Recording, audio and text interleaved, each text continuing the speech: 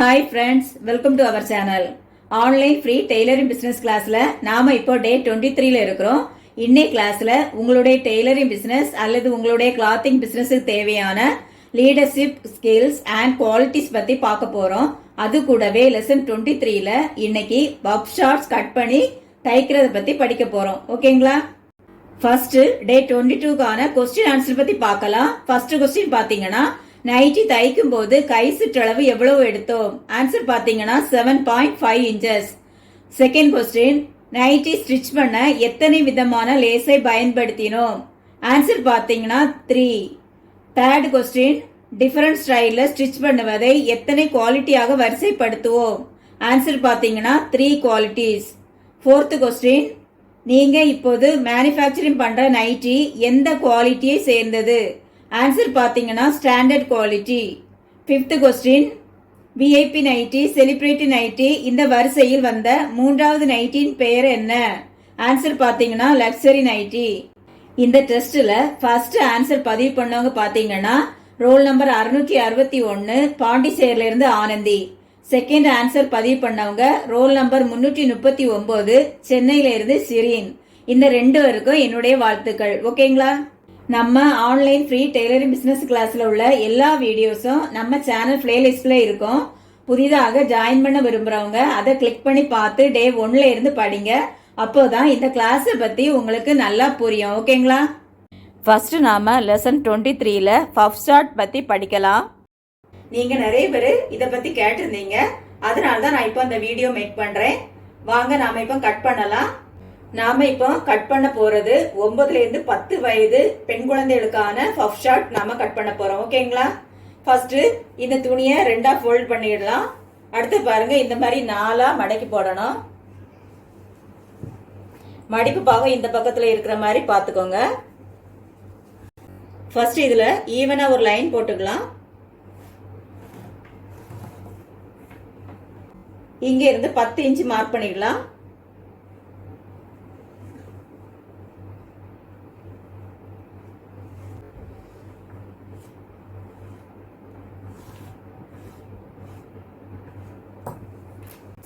உயரம் 14.5 இன்ச் எடுத்துக்கலாம்.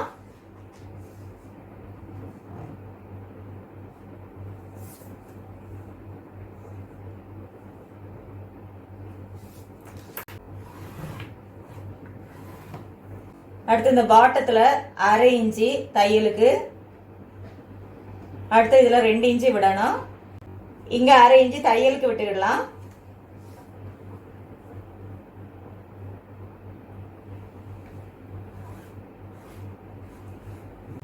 இதுல இருந்து 8.5 இன்ச்சு மார்க் பண்ணிடலாம். 8.5 இன்ச்சு மார்க் பண்ணிருக்கதையும் நாம இங்க 2 இன்ச்சு எடுத்ததையும் ஜாயின் பண்ணிடலாம்.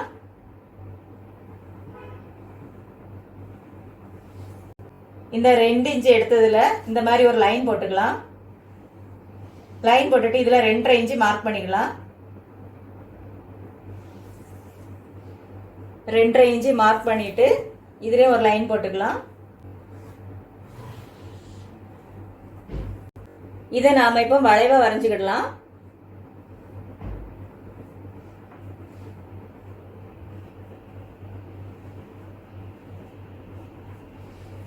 இப்ப நாம இதை கட் பண்ணி எடுத்துக்கலாம்.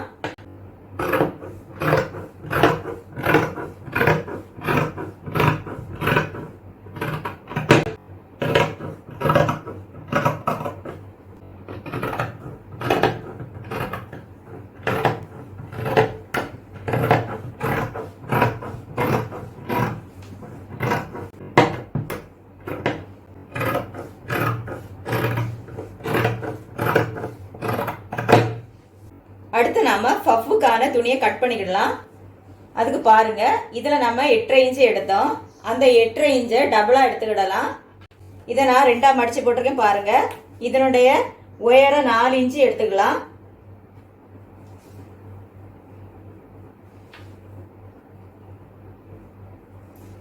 நாலு இன்ச்சுக்கு 2 பீஸ் மார்க் பண்ணிக்கலாம்.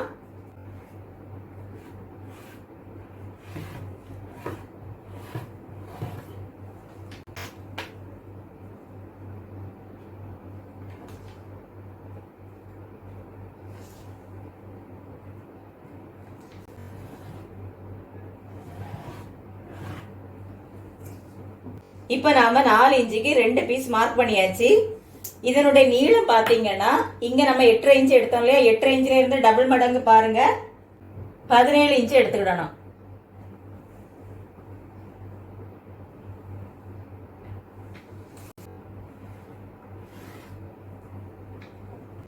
இதுல நாம துணியை 2ஆ மடிச்சு போட்டிருக்கோம் பாருங்க. 4 இன்ச்சு உயரம் எடுத்திருக்கோம். அதுல 2 பீஸ் எடுத்திருக்கோம். 4 இன்ச்சு வச்சு 2 பீஸ் எடுத்திருக்கோம். இதனோட நீளம் பாத்தீங்கன்னா 17 இன்ச்சு எடுத்திருக்கோம். ஓகேங்களா? இப்போ நாம இதை கட் பண்ணி எடுத்துக்கலாம்.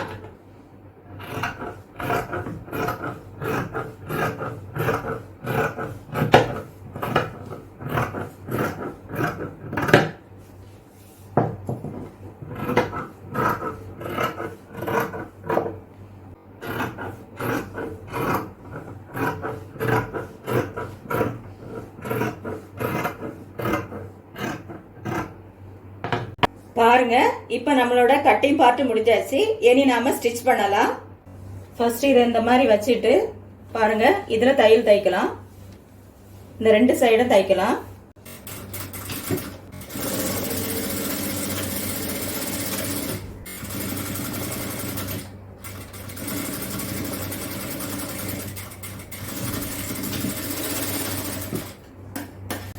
அடுத்து இந்த பக்கத்துலயும் தைக்கலாம்.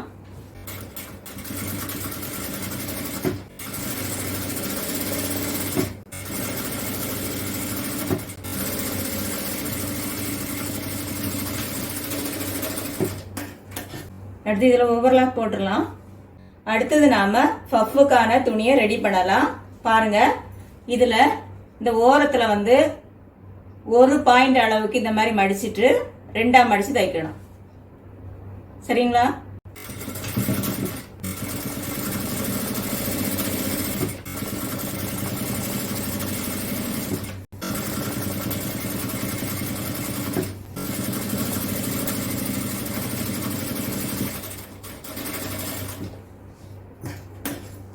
அடுத்தது இதனுடைய பாட்டம் பகுதி எடுத்துக்கிடலாம்.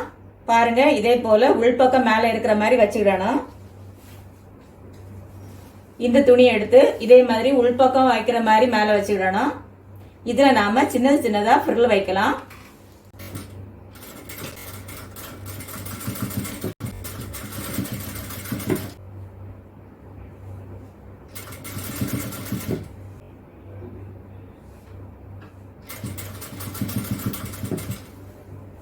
பாருங்க, இந்த மாதிரி வைக்கணும்.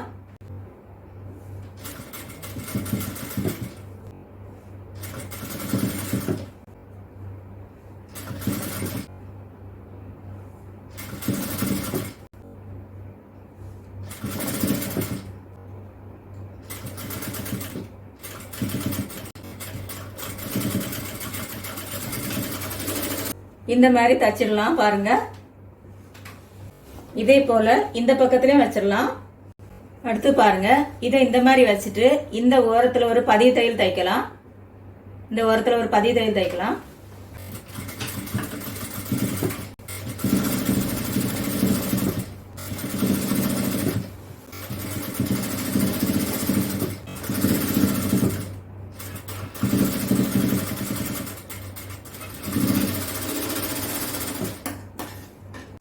அடுத்து இந்த பக்கத்துல ஒரு பதிவு தையல் போடலாம்.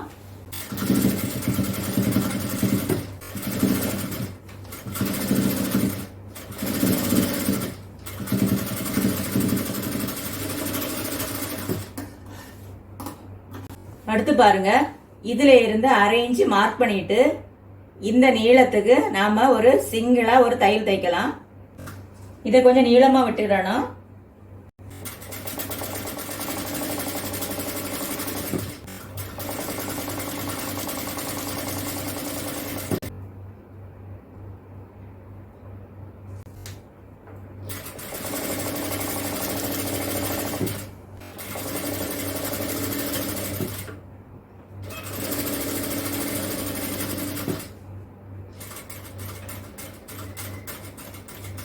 நூல் கொஞ்சம் நீளமா விட்டு கட் பண்ணணும்.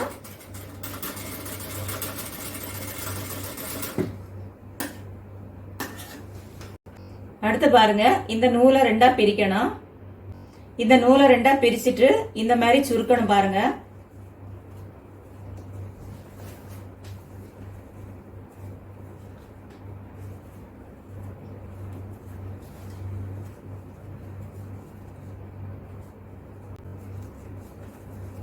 கொஞ்சம் பொறுமையா இந்த மாதிரி எடுக்கணும்.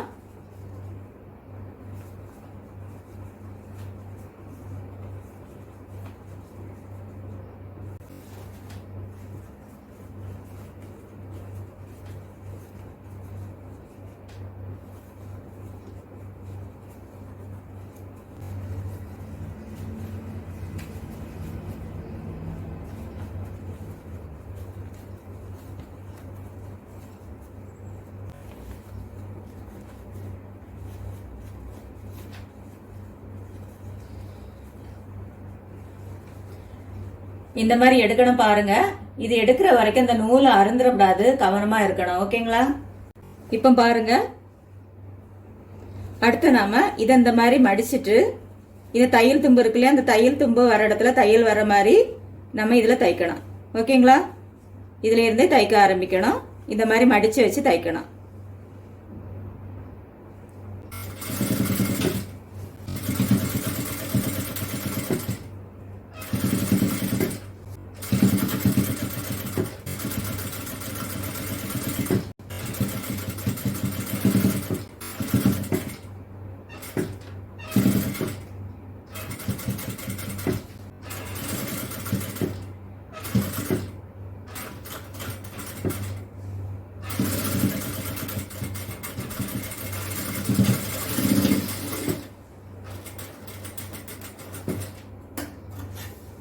பாருங்க, இதே போல அடுத்த சைடும் தச்சு முடிச்சிடலாம்.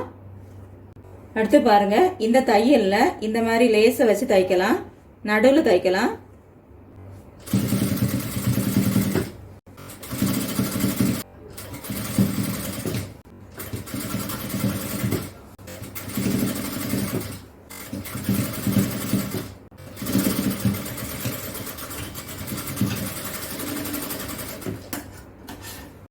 அதே போல இந்த சைடும் வச்சு தைக்கலாம்.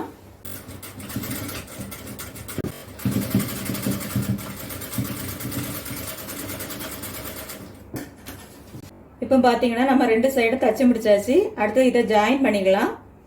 அடுத்து நம்ம இதை ஜாயின் பண்ணிக்கலாம்.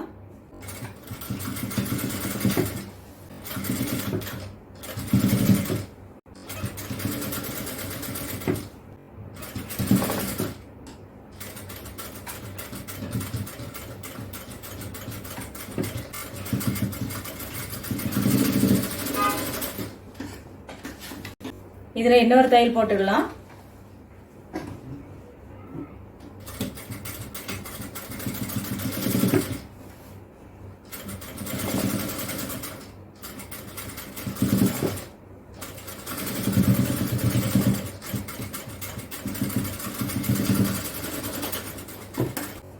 அடுத்து இதுல 1/2 இன்ச்சு அளவுக்கு மடிச்சு தைக்கலாம். இந்த மாதிரி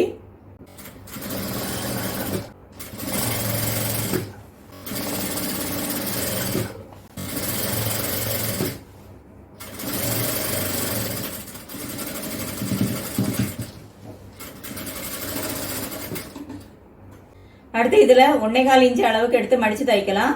இதுல கொஞ்சம் இடம் விட்டுக்கிடலாம்.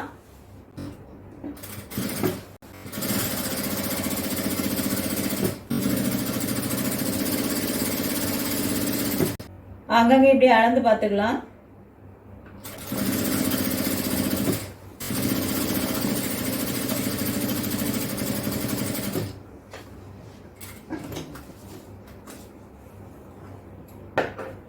அடுத்து இதுல 20 இன்ச்சு எலாஸ்டிக் எடுத்துக்கலாம். 1 இன்ச்சு சைஸ்ல நான் 20 இன்ச்சு எலாஸ்டிக் எடுத்துருக்கேன் பாருங்க.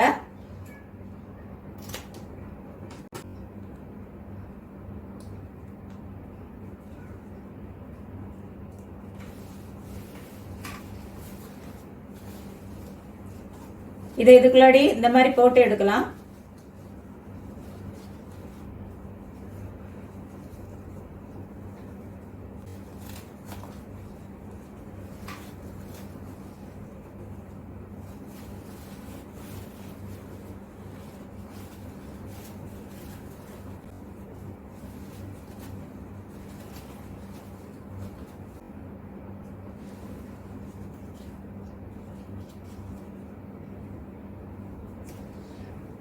அடுத்து இதை ஜாயின் பண்ணிடலாம்.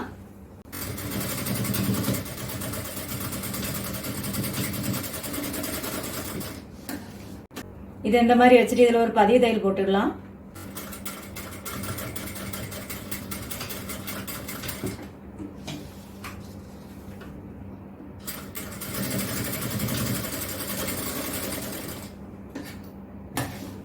இதை இந்த மாதிரி கரெக்டா எடுத்து விட்டுட்டு இதுல தைக்கலாம்.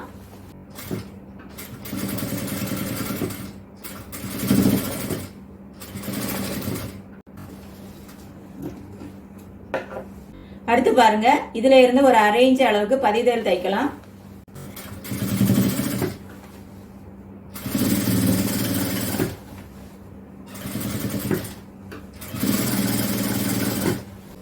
கொஞ்சம் இழுத்து இழுத்து தைக்கணும்.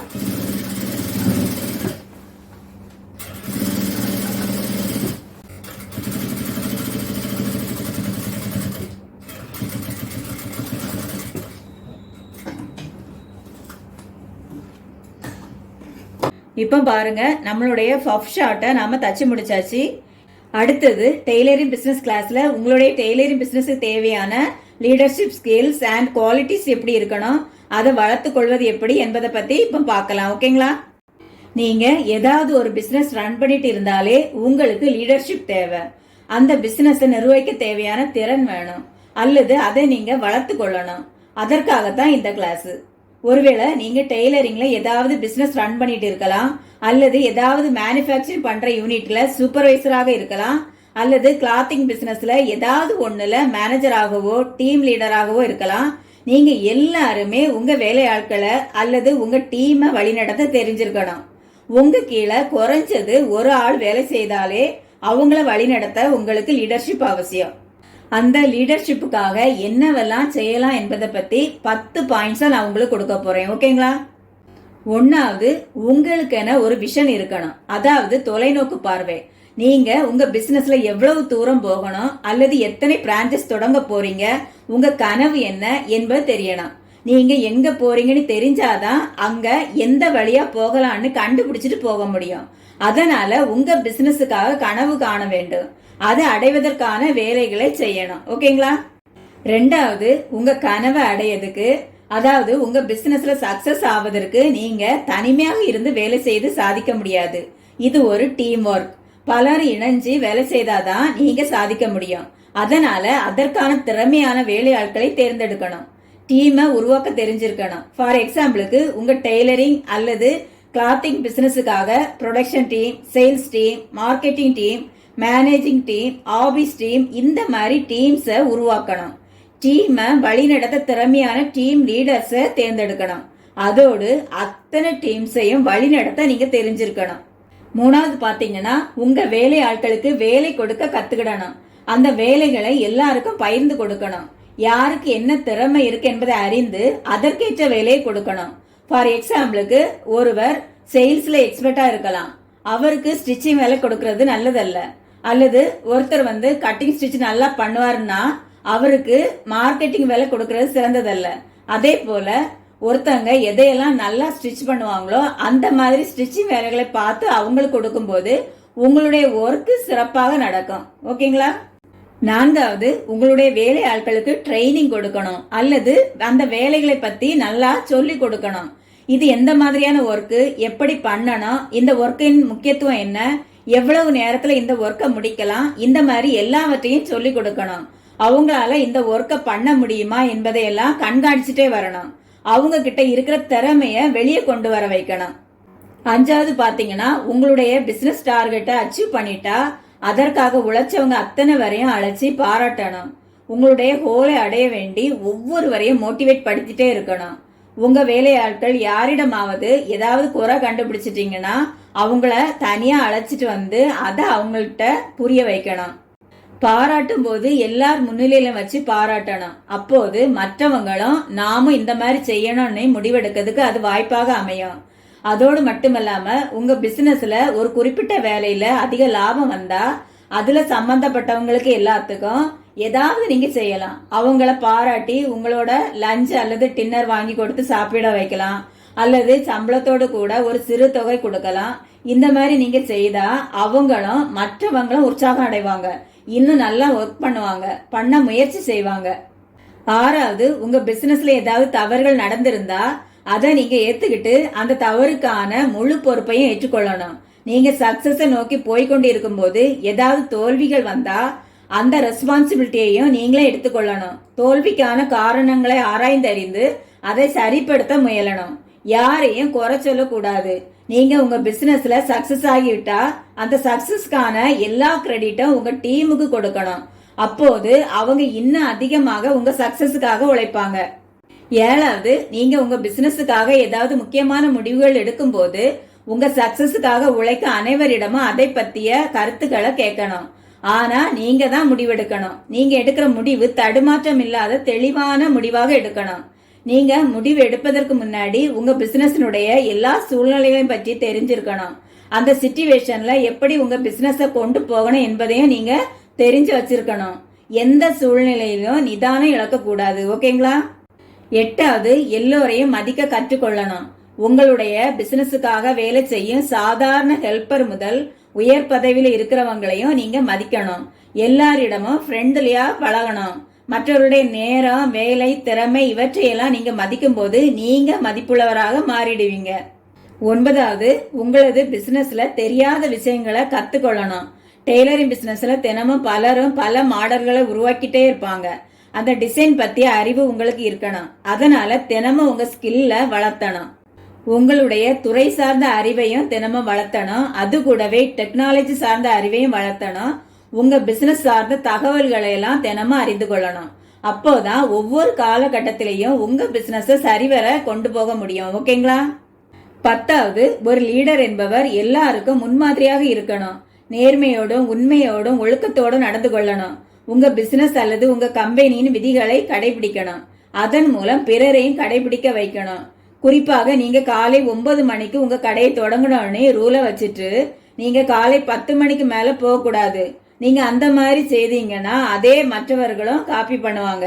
அதனால நீங்க கட்டுப்பாடோடு இருந்தால் மட்டும்தான் மற்றவர்களை கட்டுப்படுத்த முடியும். உங்க கட்டுப்பாடுகள் அனைத்தையும் எல்லாருக்கும் பொதுவாக வச்சுக்கொள்ளுங்க. ஓகேங்களா? நீங்க உங்க பிசினஸ்ல சக்சஸ் பண்ண இந்த 10 ரூல்ஸையும் ஃபாலோ பண்ணுங்க. அப்போது உங்க ட்ரீமை சீக்கிரம் அடைஞ்சிடலாம். ஓகேங்களா? நீங்க ஏதாவது பிசினஸ் தொடங்க விரும்புறீங்களா? உங்களுக்கு ஆலோசனை வேணுமா? என்ன இந்த நம்பருக்கு பர்சனலா கான்டாக்ட் பண்ணுங்க. நீங்க ஏதாவது பிசினஸ் பண்ணிட்டு இருக்கீங்களா? உங்க பிசினஸை டெவலப் பண்ணணுமா? என்ன இந்த நம்பருக்கு பர்சனலா கான்டாக்ட் பண்ணுங்க. ஓகேங்களா? நாம இப்போ இன்னைய கிளாஸுக்கான எண்டுக்கு வந்துட்டோம். உங்களுக்கான கொஸ்டின்ஸ் இதோ. ஃபர்ஸ்ட் கொஸ்டின் பாத்தீங்கன்னா, கட் பண்ணும்போது பஃப் ஷார்ட்ஸின் உயரம் எவ்வளவு எடுத்தோம்? செகண்ட் கொஸ்டின், தைக்கும் போது எலாஸ்டிக் எவ்வளவு எடுத்தோம்? தேர்ட் கொஸ்டின், உங்க கீழே குறைந்தது எத்தனை நபர் இருந்தால் லீடர்ஷிப் அவசியம்? ஃபோர்த் கொஸ்டின், உங்க பிசினஸுக்காக நீங்க கனவு காண வேண்டுமா? ஃபிஃப்த் கொஸ்டின், உங்க பிசினஸ்ல நீங்க சக்சஸ் ஆகிவிட்டால் அதற்கான எல்லா கிரெடிட்டும் யாருக்கு கொடுக்க வேண்டும்? இந்த வீடியோ உங்களுக்கு பிடிச்சிருந்தா ஒரு லைக் பண்ணுங்க. இது வரைக்கும் சப்ஸ்கிரைப் பண்ணலன்னா உடனே சப்ஸ்கிரைப் பண்ணிருங்க. இந்த வீடியோவை உங்க ஃப்ரெண்ட்ஸ் சர்க்கிள்கிட்ட ஷேர் பண்ணுங்க. தேங்க்யூ ஃபார் வாட்சிங்.